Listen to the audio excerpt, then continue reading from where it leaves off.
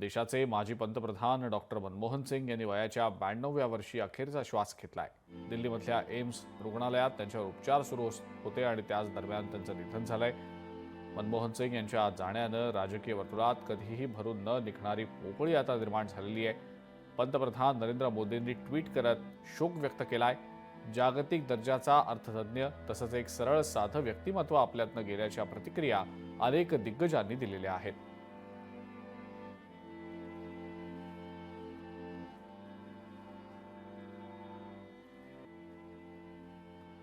मनसे अध्यक्ष राज ठाकरे यांनी सुद्धा ट्विट केलेलं आहे। डॉक्टर मनमोहन सिंग यांच्यावर इतिहास कधीच क्रुद्ध होणार नाही, उलट त्यांचा गौरव करेल हे नक्की।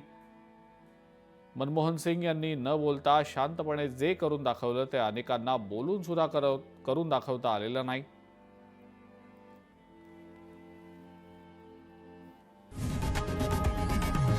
लोकशाही मराठी ऐका, पहा, जागरूक रहा।